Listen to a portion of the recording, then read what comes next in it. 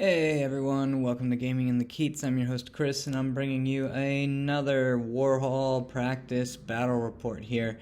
We got, again, Demon Legions versus Undying Dynasties. Another 5 a.m. battle. Although, not for me. 8 a.m. Eastern Standard Time, 5 a.m. Pacific Standard Time. I really appreciate Circle Hippie for waking up so early to get in these reports. Also, I just want to point out here, this standard bearer on the bloatfly, he has like a little necktie. I love how cute that is. Kudos to the designer for that. It's so great. I love it. Anyways, enough about my cheesing. Let's get into the lists.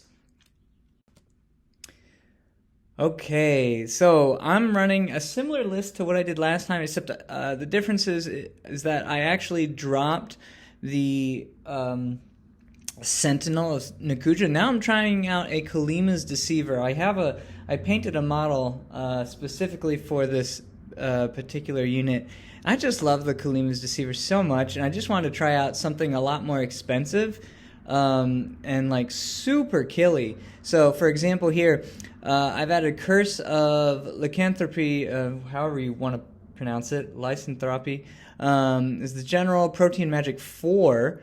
I also gave her Trampling Hooves, so D3 grinds, Venom Sacs for that extra poison goodness on 5s, and then Guiding Piercing Spike to give the unit she's in extra AP. So this is really fun because with Curse of Lycanthropy, with the wording, I had to like triple check this just to make sure I'm doing this correctly here.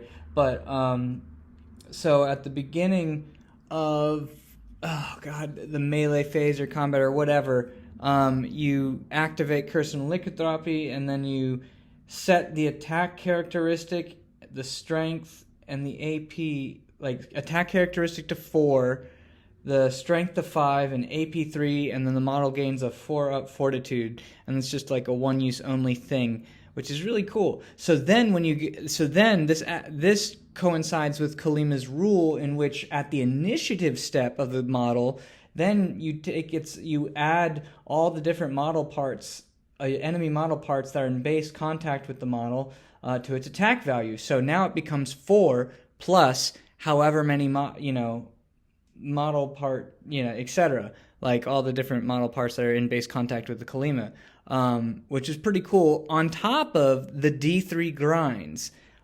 So I think that is a pretty spicy and fun combat build there. It is expensive, but let's see how she does. I also have something else that's kind of fun.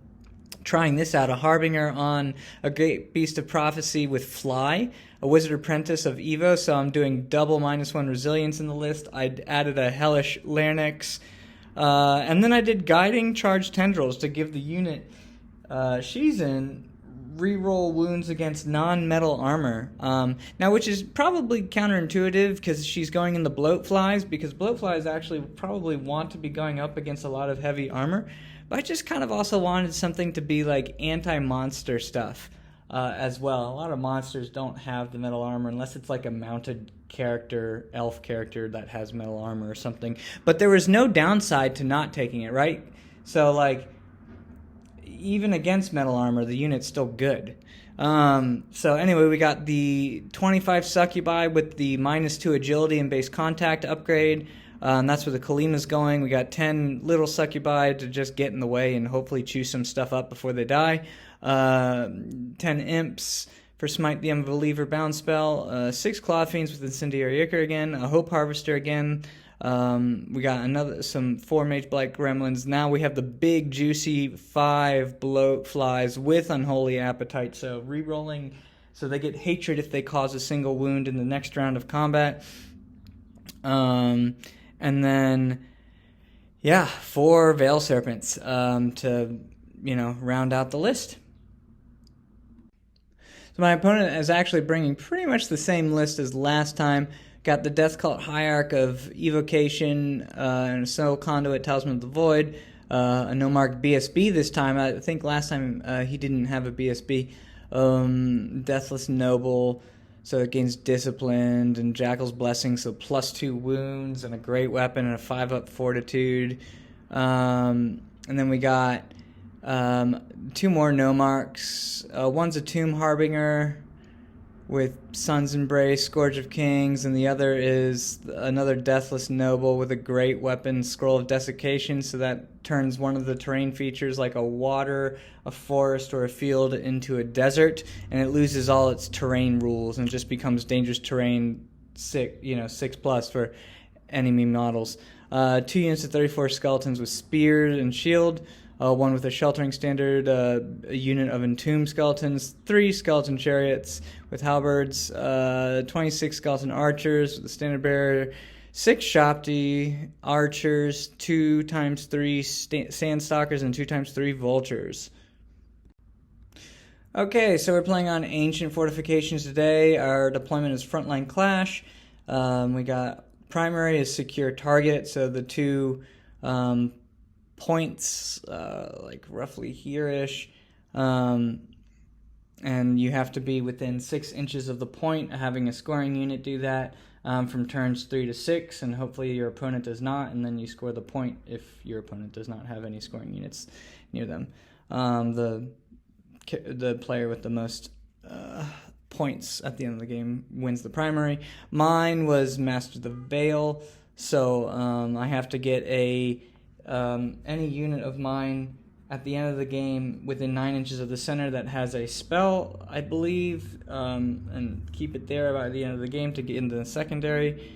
So actually my list has like 4 options for that. It's the Harbinger, I think the Imps count. Correct me if I'm wrong in the comments, but I think the Imps do count. The Kulima, and then the Veil Serpents, so that's a really good secondary for me. And then my opponent's is Seasoned Secure, so he has to choose a terrain feature, or no, I choose the terrain feature, but then he has to be able to get it and do the whole 3 turns, from turns 3 to 6, have a scoring unit be in it, I think. With this map, regardless of the deployment type, you can only choose the ruins or the water feature. So I chose the water feature to hopefully pull his army to try and separate towards one of the objectives anyway, and hopefully I can capitalize on the other one, or just make it a really difficult proposition on this side for him to approach this terrain feature. So we'll see how I deal with that. Okay, so my opponent then chooses that water feature and turns it off and makes it a desert instead, hence this little marker here.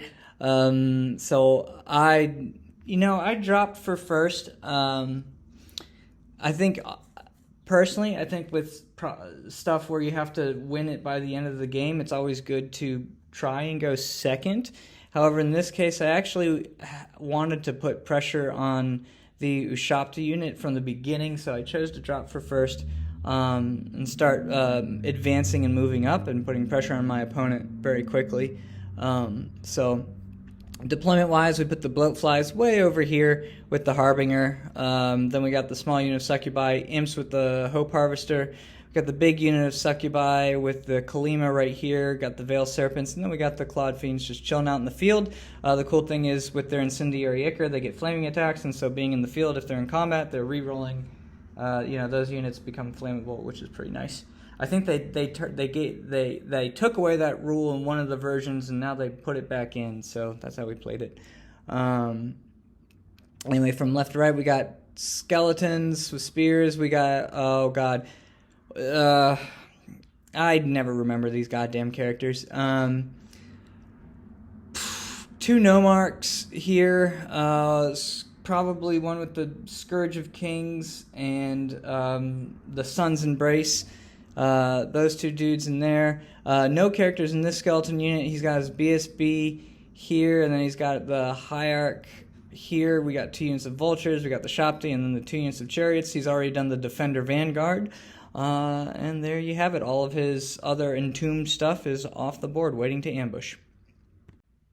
Alright, on my turn 1, I push up as far as I can with these units here. Since this marched, it can't shoot. This unit here, I decided to not go for DTs, the slow and purposeful Bloatflies. I think maybe this is a mistake. Maybe we should have just, done it, but at the same time, it's 2 sets of DTs, and I just didn't feel like taking them. So I just move up. I wasn't in a rush on this flank. I wanted to, because my opponent can also come up around here with all the entomb stuff anyway, so I was just like, but I'm just getting them into position now. We got Veil Serpents. They are within 18 inches of this chariot unit, so he does have a 6 if he wants to take it. Clawed Fiends are outside of 6. I'm choosing to not push them up and take a chariot charge this time. I mean, my Blunt Flies tanked it last time, but I'm not going to do that again. In the magic phase, I was able to get one of the Smite the Unbelievers off on the Ushabti, and I kill one and put 2 wounds on another, so I rolled really well. And my opponent stopped the random movement spell onto this chariot unit here. Oh, and randomly I also got Evil Eye onto this Vulture unit to minus their movement. Probably should have actually picked this chariot unit, but whatever. Anyway, my opponent's turn 1, he actually just backs up. As you can see here, he's still zoning this objective very well with the chariots. Even though the Clawed Fiends have 1 more charge point, he's still keeping me away from this objective, so that's a good play here. Yeah, and he's just backing up, trying to get outside of range of the Hope Harvester here. He's also guarding his backfield very well from when my gremlins will inevitably pop up. In the magic phase, this is kind of tough because every time he heals, every time he casts a buff on any unit, he gets to heal models. So it's actually pretty tough to stop his heals, I've found. So maybe this is the wrong call here, but I let Whispers of the Veil go on the Succubi.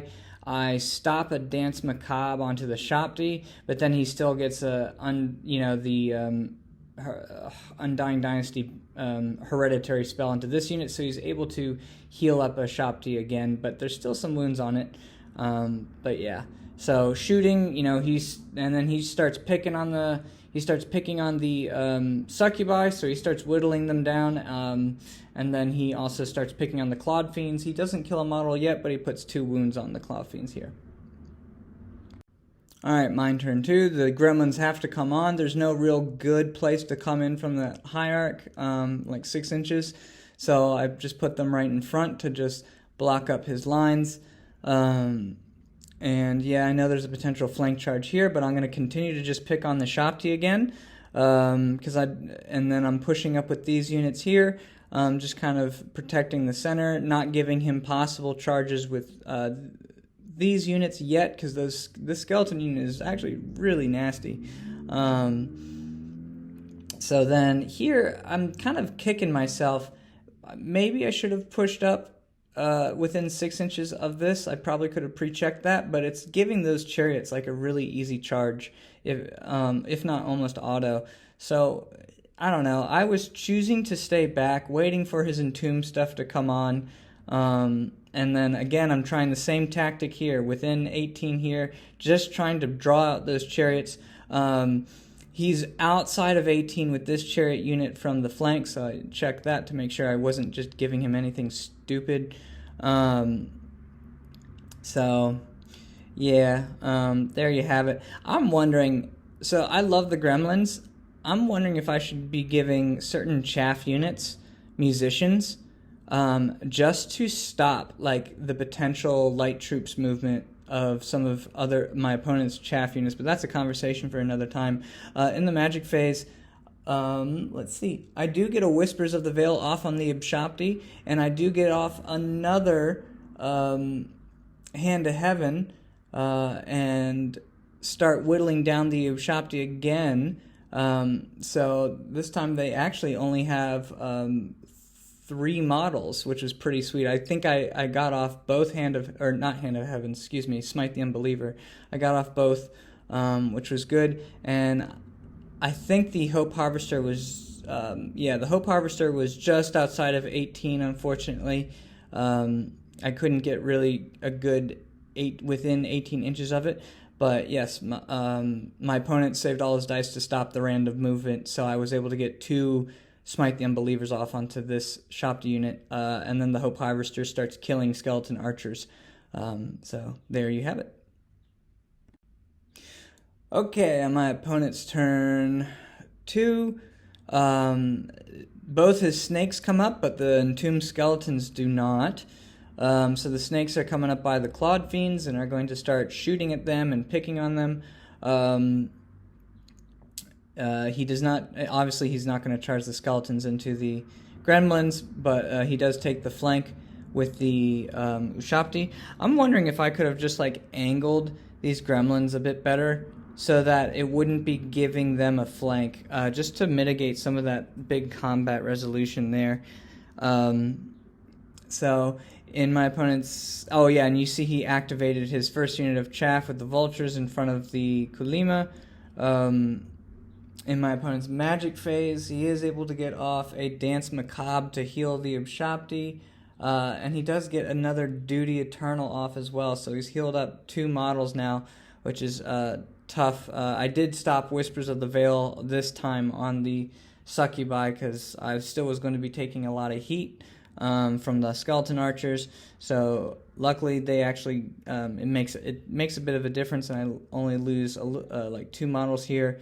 And then the snakes totally whiff. Like these snakes, both these games I've had with him so far, the snakes have not been doing anything. Well, not anything like too much of note here. So, and I think I spike on some demon saves here too on the Clawed Fiend. So I think I lose a model and I have a wound on another model here. But other than that, I get off pretty lightly. And so yeah, in the Comet phase, I crumbled down. With all that said and done, I crumbled down here. Yeah, I crumble down to this point here. So there's like 3 wounds onto this base, and there's still a base here. Oh man, and I'm just kicking myself as I'm looking at this picture right now. I'm so mad at myself. Okay, you'll see. I take it back. This is not quite the picture yet.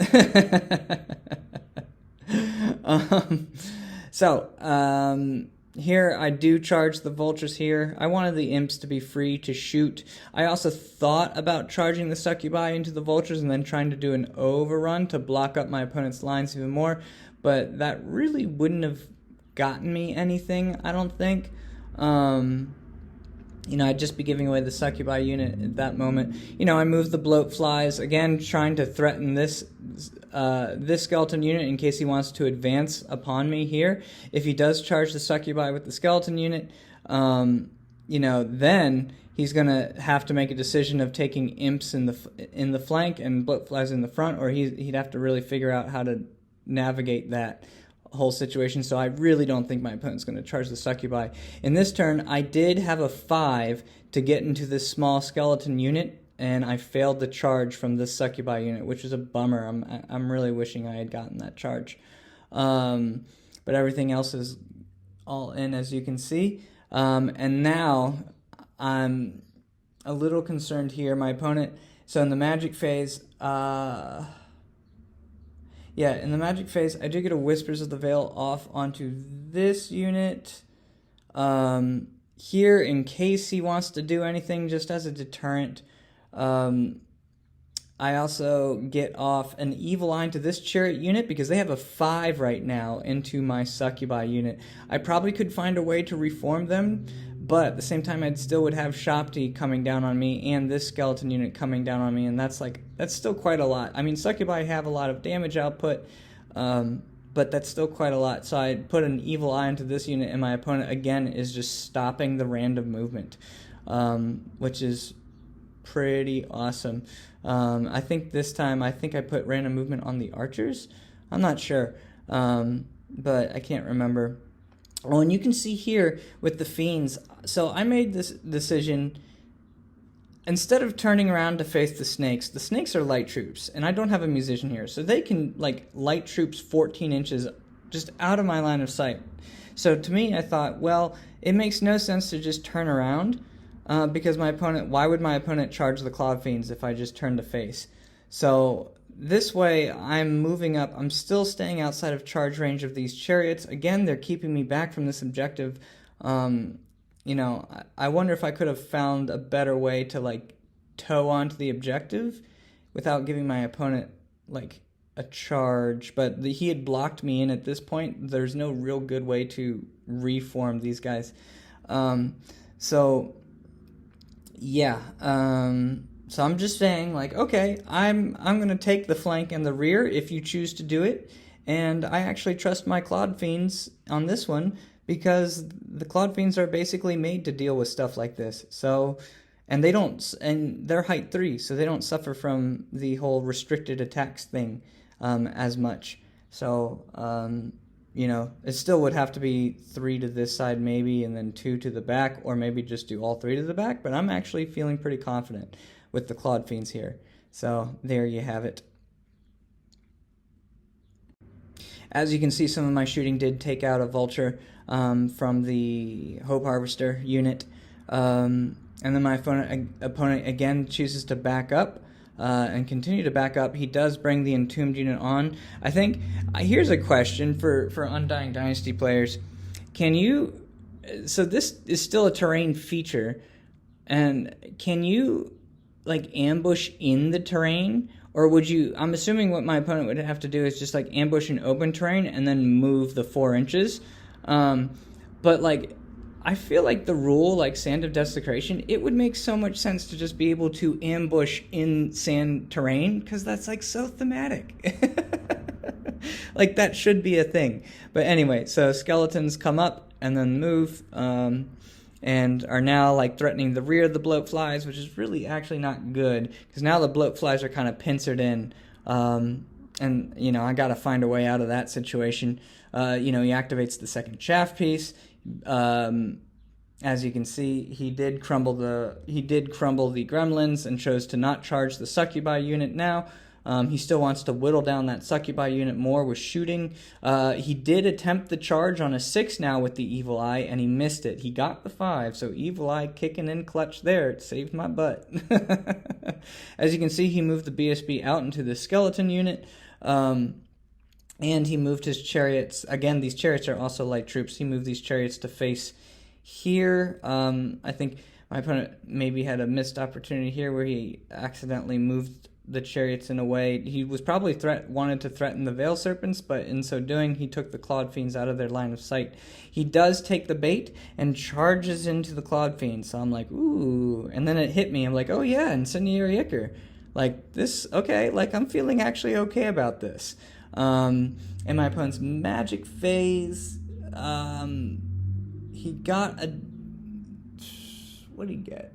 I think he got a Dance Macabre off onto this unit. And then he got another, oh gosh, whatever you call it, the Undying, or the Duty Eternal onto this unit. I stopped Whispers of the Veil and the Succubi. He still continues to kill more Succubi with shooting. Yeah, there you have it. In the combat phase, the Clod Fiends go to town on this rear unit and leave 1 left alive. So I don't put any onto the side. Yes, he does have a whole bunch of combat resolution, but I actually can't. I do so many wounds back to him that ends up being a push. So, yay, Clod Fiends. Okay, my turn 4. Here's the picture where I make a play. So you see I charge the chaff with the succubi unit again.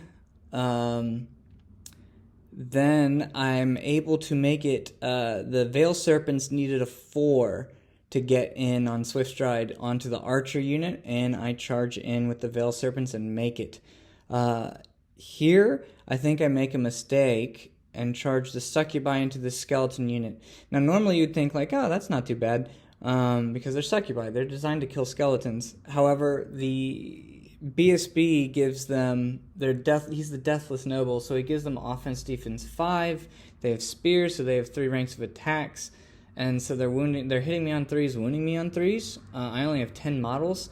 And he has a lot of static combat res in here. So I'm wondering if I really just should have marched them up instead to block the skeleton unit. And here I reformed the bloatflies in a way to contest this we're contesting this objective here, so no one's been getting the primary at this point. And I do this in a way where it takes the skeleton unit outside of charge range from the bloatflies. Clawed Fiends are, chilling in their happy place for right now. In the magic phase, I have a really strong magic phase this time. I get off a Whispers of the Veil on the Ushabti. I get a second Whispers of the Veil onto this skeleton unit. I also get off an illusionary path onto the chariots as well, this chariot unit, and give them the small random movement, which is, again, big, because this chariot unit is covering all this. I had a really strong magic phase. And this is the shooting phase. I think I had a missed opportunity here. I have the Hellish Larynx. I should have popped it here. I absolutely should have just done the breath weapon here because these skeletons aren't in range of any sort of heals. So this was a missed opportunity here. And here's where I start making a lot of mistakes. So first thing I did was, for whatever stupid reason, I just thought, this was the evocation caster at the time, or, I thought, I don't know what I was thinking, but, I just thought I would try and snipe this character, and so I put as many succubi attacks into this BSB as possible, and, he makes every single save. I don't do a single wound to the character. Now, I do, rip up some skeletons for sure, but the problem is, he does so many wounds back to me that I just crumble. I completely threw away that unit, which sucked. It's oh my god. That was such a missed opportunity there. And then speaking of missed opportunities, you astute players will probably be oh, Chris, you got this. Here's the Death Cult Hierarch in his archer list. Nope. I don't know why I thought this, everyone. But I, for some reason, thought that both the characters were I don't know what I was thinking. I thought there was no character in this archer unit. I was just thinking, oh yeah, I'm just going to tie up this archer unit. They're not going to shoot. And then my opponent even says, oh yeah, you've probably won the game now. And I'm like, what? Really? I don't think so. This is totally not over. But that's because, I didn't even think that there was a little character right here that I could actually just snipe, and that's his Evo Master. That's his whole freaking once I kill that character, his army starts to crumble. Oh my god! So I wail on the skeleton units. On the skeletons, he kills a model, and then we all stick around and he reforms. Yeah, that's just, I was just dumb. That was straight up just dumb. That's my fault. And then, I turn the succubi around and I'm ready to receive the charge of making sure that both this skeleton unit and the Shopta unit are in their front, and ready for the impending charge from both those two units. And then the Fiends do great work and clean up this unit here and, put 2 wounds on here. And this is also where I just realized we start, I didn't realize this, but we start getting combat resolution for actually killing a unit. That was totally new to me. If you kill a unit in combat, you gain an extra combat resolution. I had no idea. And it's also worth pointing out, from this point on, neither of us were rolling command checks to do any sort of reforms this entire game. I had totally forgotten that was even a thing. Oh man. So at least on my end, just the rust of not playing this game very often was really kicking in. So you'll see what happens next. Okay, so my opponent charges in here with the Ushabti and the skeletons. This, for some reason, I think got attached accidentally to this unit, like when you can click spells and click it. I don't know, but this actually needs to be over here. Oh gosh. So, yeah, I reformed in a way to receive both the charges. The Kalima's in base contact now with 2 Ushabti, so I'm thinking, like, okay, like, let's see what happens. Let's see what we can do. And I'm also thinking, okay, I have a counter charge here with the imps to add in a whole bunch of static combat res if need be. Yay. So my opponent does move up here as best he can. As you can see, the reform here. My opponent does move here with the chariots. Again, my opponent makes a bit of a mistake here. And he accidentally put the chariot within line of sight of the Clawed Fiends. And I'm thinking, like, okay, like if my Clawed Fiends are able to just kill the unit, then if I don't do anything, I still can charge this chariot unit. So he does the random movement on these chariots, so I gotta find a way to deal with them before they come into the succubi unit. So yeah, I'm like thinking like, okay, like let's see what happens here. We got double Whispers of the Veil up on these 2 units. I'm feeling okay. I'm curious to see how the Kalima can get on with her life here. So in my opponent's magic phase, he does get Course of the Damned off onto this skeleton unit, so he heals some back. And then let's see, I stopped Duty as Eternal. But then he gets a Dance Macabre off on this unit, so this unit goes, 5 inches this way to threaten the Bloatflies. And yeah, in the combat phase, this is where I popped the Curse of Lycanthropy, and oh my god, like that was amazing. So the Kalima just like clears out the back rank. Like that was insane. Yeah, the Kalima herself just like annihilates like that unit. So she ended up having 6 plus 4 plus D3 grinds onto this unit, and that was awesome. Then Succubi, I think, take out another one. The Succubi, again, do what they do best and kill a whole bunch of skeletons. And I do lose 1, 2, 3, 4, 5 Succubi here, but all in all, like, I won by I think by like 10 or something. Like I won by a ridiculous amount. And so my opponent, he does have the BSB here, and so he crumbles 2 less, I think. But this is where the whole reform thing kind of, I think, makes a bit of a difference. So with the skeletons, he would be, let's see, the Hierarch is still alive, of course, because I'm an idiot and I'm just attacking skeletons. And the skeletons end up, like, killing 2 Veil Serpents. Like, I actually lose this combat, and, like, I just crumble. So I have 1 Veil Serpent left after this. So he would be steady, because that's the one where you have more ranks than your opponent. So, at a minimum, his command check, and he's disciplined, so his command check would go to, like, a minimized, probably re-rollable 8 goes to a 6. So it's still failable, but it's re-rollable minimized, so he probably could have passed that, no problem. And then, again, like, oh man, he's also the active player, so even though I won the combat, this is one of those little rules that I just didn't know.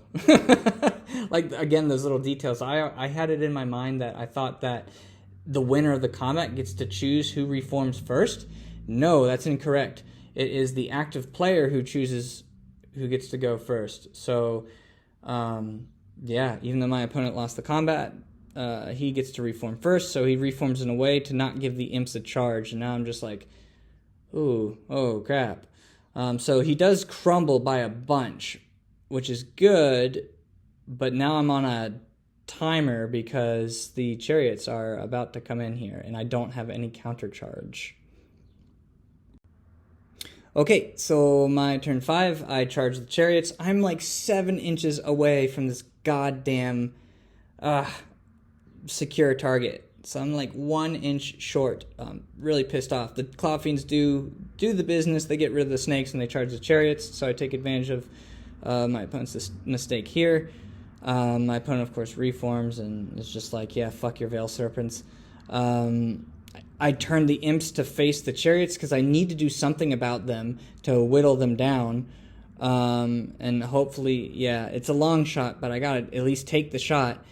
Here I charge the skeletons because I gotta get rid of them. I mean, what else am I gonna do? Because I don't think I can fly over them and reform because these guys aren't light troops. Even though they have a 7-inch mobility, I don't think that would have been able to clear them anyway. I don't know. You can comment below if that was even a possibility, but I was just like, fuck it, let's charge him. Let's see if we can crumble this unit. And I was thinking maybe I can just overrun away from the skeleton unit, but hopefully still be within 6 of the objective. Like, that was my thought process here, to, like, win that objective. But, yep, in the shooting phase, I do take out one chariot and put 2 wounds on another, which is great. And then I do end up killing the final Shopti, which is also great. Succubi kill a whole bunch of more skeletons, which is awesome, and the unit crumbles down to only a few left with the Hierarch. So I'm like, oh god, like... But, at the same time, like, now I have this chariot charge coming in. And then...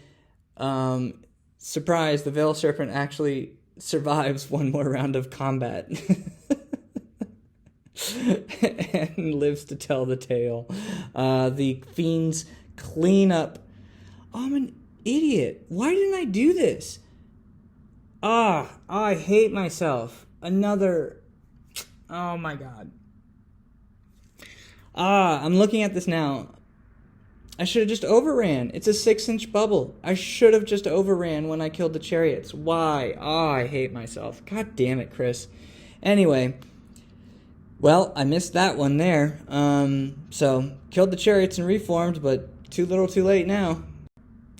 Alright, crucially, I crumbled the unit down to 3 fucking models. Oh my god, I was so gutted. And this is where the whole Hellish Larynx thing would have, I think, totally could have made a difference. And not only that, I also I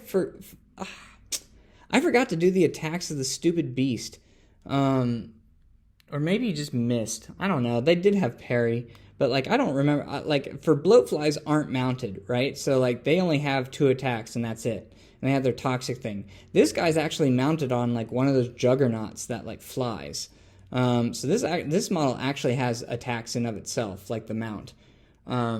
So yeah, that's again like all those little things are adding up to make a big difference. So now my opponent charges in.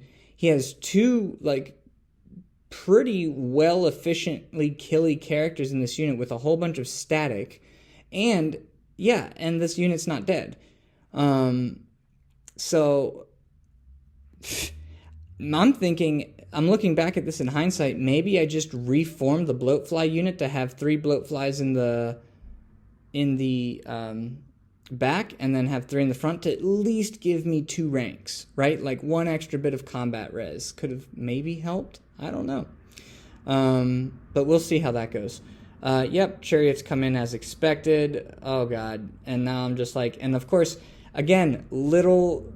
Just rusty, just so rusty. Like, I reformed first to put my Kalima in contact with this guy, and with the new rule set, he can just take him back out again. Like, it doesn't make any difference. I was like, why am I doing this? Like, god damn it. Like, so it's just new, yeah, it's like I'm, yeah, just relearning the whole rule set again, and it's like, well played to my opponent. Like, he knew it better than I did, and took it out of combat. So, yep, and then this whole thing, oh god, just fuck myself here. So, anyway, in the magic phase, he gets off a Duty Eternal. As you can see, I also got off a Foresight, the Foresight off in my previous magic phase. Impact hits kill all but 1 Succubi, and then he finishes off the final Succubi, the Kalima, because he's only in contact with, like, 2 models or something. Like... I just whiff, and then insult to injury with 3 skeleton attacks.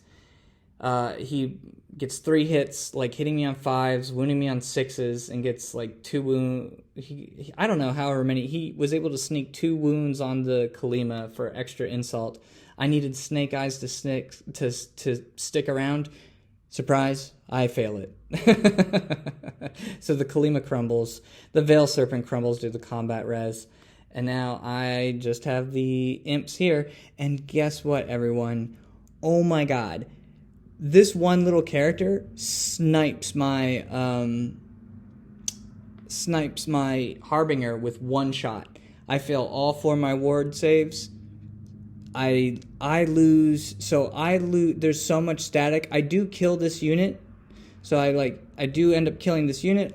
My Toxics fail me. My Aegis saves fail me. I lose by 10 exactly. And I have 10 wounds left by the end of it, and I crumble exactly. So I just completely lost all these points on this turn.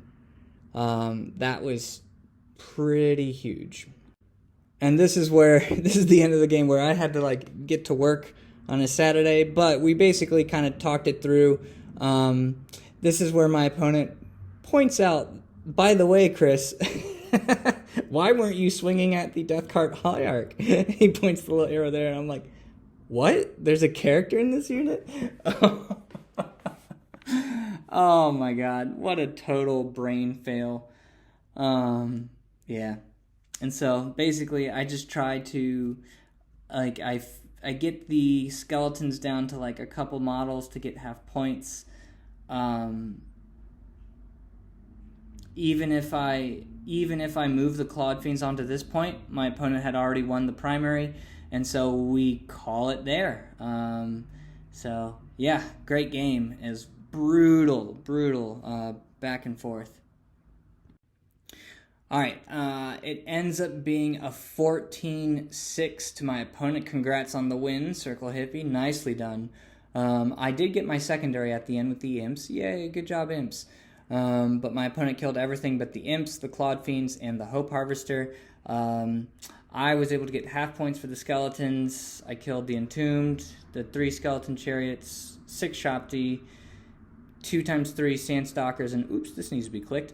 And then 2x3 Great Vultures. It still ends up being, with everything said and done with the primary, my opponent of course got his secondary as well. It ends up being a 14-6. So, woof. Good game, well played to my opponent. Nicely done. He got me back for that 19-1 win I got last time against him. Fantastic. Yeah, that was wild. All right, so on the macro side of things, post-game thoughts, I'm thinking I could have probably just pushed a bit more. I know those skeleton units are pretty brutal, but the more that I'm in combat, especially with those succubi, the better I am, just because the succubi are really great at chewing up skeletons. My opponent's army definitely had the chaff advantage, so I needed to be working better on clearing his chaff with the harvester and my magic missiles, as well as just forcing my opponent to use the chaff as quickly as possible. I definitely think I should have deployed my small unit of succubi, probably closer to the Clawed Fiends, to help me win that secondary, to help me win that other side, so I could push them in front of the chariots while the Clawed Fiends actually scored the objective. So that was a missed opportunity there, which cost me 3 points, I think. As well as, with some, we'll get into the micro in a moment. But then, I felt like in this game, I gave myself opportunities to win the game, but then I just totally failed to execute. That was my game to lose in that moment.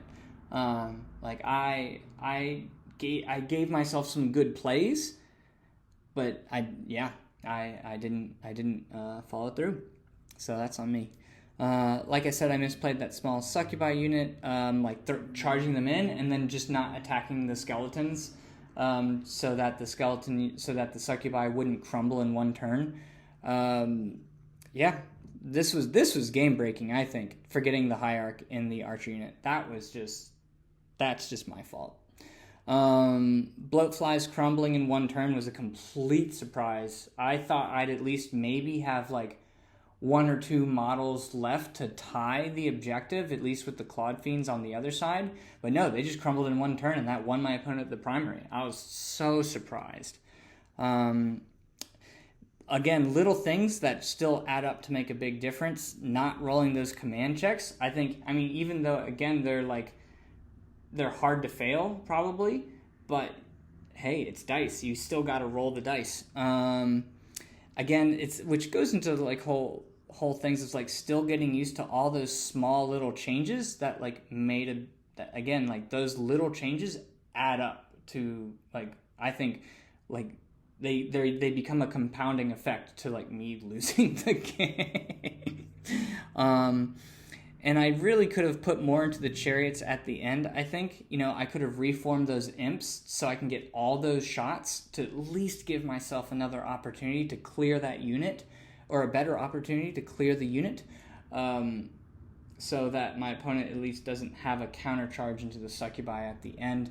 And if I do remember correctly, I don't even remember casting that second magic missile, or my opponent dispelled it. So again, it's just not giving myself the opportunity there, like a smaller spot that could have made a big difference. Again, just micro stuff like not overrunning with the fiends to get the objective, not using the hellish larynx, just compounding little mistakes that ended up making a big difference. So it was a great learning experience for sure. Just a lot to keep track of. New book, new rules. Woof! All right, everyone. Thank you so much for watching, making it this far. I really appreciate it. You know, like and subscribe. Please comment. I think it helps generate more interest in the videos themselves. So, yeah, I greatly appreciate it and appreciate you. So, thanks again for the game, Circle Hippie. That was fantastic. It was a lot of fun, and I can't wait for the next one. That being said, ciao, ciao for now, y'all.